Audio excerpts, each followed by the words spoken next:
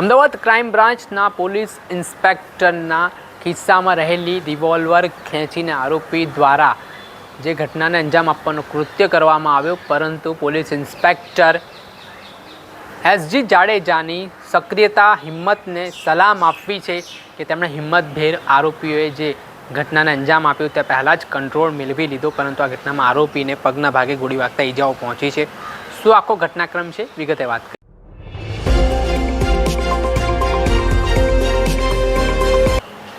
Ahmedabad crime branch દ્વારા ગઈકાલે જે લૂંટ અને અપહરણનો આરોપી હતો, જેમાં રામોલ પોલીસ સ્ટેશન ખાતે થોડાક દિવસ પહેલાં ગુનો નોંધાયો હતો, જેમાં એક વેપારીનું અપહરણ કરીને આરોપીઓ દ્વારા ખંડણી માંગી હતી 52 લાખ રૂપિયા, જેમાં દાગીના અને રોકડ રૂપિયાની ખંડણી છે તે આરોપીઓ દ્વારા માંગવામાં આવી છે। ત્યારબાદ આરોપીઓ ભાગી ગયા હતા, જેમાં મુખ્ય આરોપી સંગ્રામસિંહ હોવાનું કહેવાય રહ્યું છે। ત્યાં આખું આ તરકટ રચ્યું હતું। ત્યારબાદ આ ઘટનાના પગલે રામોલ પોલીસે રાજસ્થાનના કોટામાંથી આરોપીની ધરપકડ કરી હતી, તેઓને અમદાવાદ લાવવામાં આવ્યા હતા। આ બાબત સંદર્ભમાં અમદાવાદના સીપી દ્વારા મામલાની તપાસ અમદાવાદ ક્રાઇમ બ્રાન્ચને સોંપવામાં આવી હતી, જેને લઈને ક્રાઇમ બ્રાન્ચના પોલીસ ઇન્સ્પેક્ટર એસજી જાડેજા આરોપીઓને લેવા માટે રામોલ પોલીસ સ્ટેશન પહોંચ્યા હતા અને તેમનો કબજો લઈને તેઓ અમદાવાદની ગાયકવાડ હવેલી પોલીસ સ્ટેશન આવી રહ્યા હતા। આ દરમિયાન આરોપી છે તે પોલીસ ઇન્સ્પેક્ટર એસજી જાડેજાના ખિસ્સા પાસે રહેલી જે રિવોલ્વર છે તે રિવોલ્વર કાઢે છે અને ડ્રાઈવર તરફ તાકે છે અને કહે છે, મને છોડી દો ના તો પતાવી દઈશ। આ ઘટના બાદ જે પીઆઈ છે ક્રાઇમ બ્રાન્ચના એસજી જાડેજા, તેઓ હિંમત કરે છે, સાહસ સાથે આરોપી સાથે ઝપાઝપી કરે છે અને ઝપાઝપીમાં ખેંચતાણમાં આરોપીને પગના ભાગે ઈજાઓ પહોંચી છે, તેને ગોળી વાગી છે। આ ઘટનાને લઈને શું કહી રહ્યા છે અમદાવાદના ક્રાઇમ બ્રાન્ચના જેસીપી, તે સાંભળો। પોલીસ સ્ટેશનની હદમાં એક 50 લાખની લૂંટ થઈ હતી। એમાં સ્થાનિક પોલીસે 12 કલાકની અંદર 6 આરોપીઓની ધરપકડ કરવામાં આવેલ હતી અને 50 લાખનો મુદ્દામાલ પણ રિકવર કરવામાં આવ્યો હતો। અને આરોપીઓ જો છે એમાં મુખ્ય આરોપી સંગ્રામ અને બીજા આરોપીઓનો ગુનાહિત ઇતિહાસ હતા। ગઈકાલે સાંજે સીપી સાહેબે આ લૂંટનો બનાવનો કેસ ક્રાઇમ બ્રાન્ચ ખાતે ટ્રાન્સફર કરવામાં આવેલો। આ આદેશની અનુસંધાને ક્રાઇમ બ્રાન્ચે ગઈકાલે રાત્રે રામોલ પોલીસ સ્ટેશન પાસેથી આરોપીઓની કસ્ટડી મેળવી અને ક્રાઇમ બ્રાન્ચ લાવતો હતો। રસ્તામાં રિવરફ્રન્ટની પાસે આ સંગ્રામ જો મુખ્ય આરોપી છે, આ પીઆઈ જડેજાની બાજુમાં બોલેરોમાં હતા, એની બાજુમાં ક્રાઇમનો કોન્સ્ટેબલ હતો, આગળ પણ હતો ને ડ્રાઈવર ચલાવતો હતો। એને ત્યાં પીઆઈ એસજે જડેજાની જો સર્વિસ રિવોલ્વર છે એનો છીનવાનો પ્રયાસ કર્યો અને ઝપાઝપીમાં 2 રાઉન્ડ ફાયર થયા અને 1 રાઉન્ડ એને પગમાં વાગ્યું હતું। તાત્કાલિક પોલીસ એને સિવિલ હોસ્પિટલ લઈને આવ્યો હતો।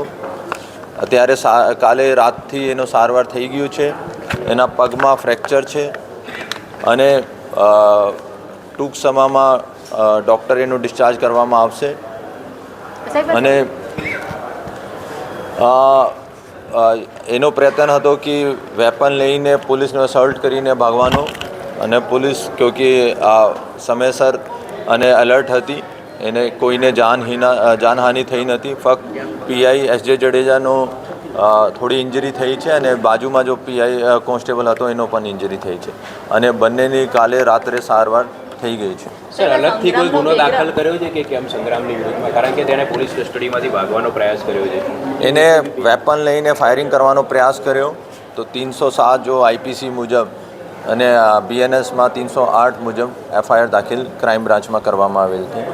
સંગ્રામનો અગર ગુનાહિત ઇતિહાસ જોઈએ તો 10થી વધારે ગુના એના ઉપર છે, જેમાં લૂંટનો છે, 2 મર્ડર છે અને ત્યાં એક મોટો માણસ તરીકે એની ઓળખાણ છે અને આ ત્યાં ગેંગ તરીકે પણ ઓપરેટ કરે છે।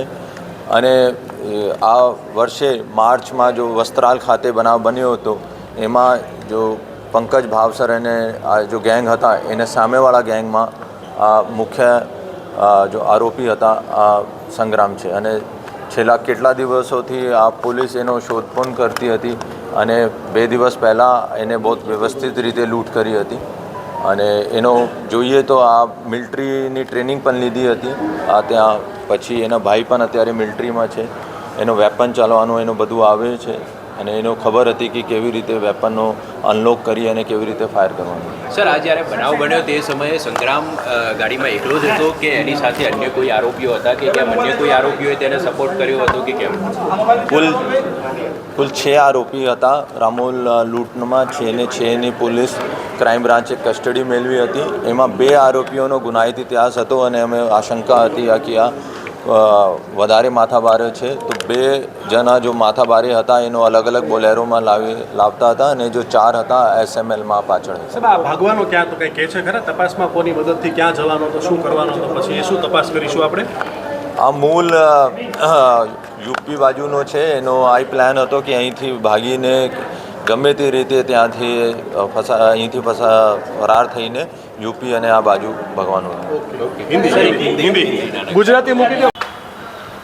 આપણે સાંભળ્યા હતા અમદાવાદ ક્રાઇમ બ્રાન્ચના જેસીપી. તેમણે આ સમગ્ર ઘટનાને લઈને નિવેદન આપ્યું છે ને આ ઘટના બાદ આરોપી સામે અલગ અલગ કલમો હેઠળ પોલીસે ગુનો પણ દાખલ કર્યો છે. પરંતુ જે રીતે આ કૃત્યને આરોપી દ્વારા અંજામ આપવામાં આવ્યો છે આ મામલે હવે તેની શાન ઠેકાણે લાવવા માટે પોલીસે કાર્યવાહી પણ હાથ ધરી છે.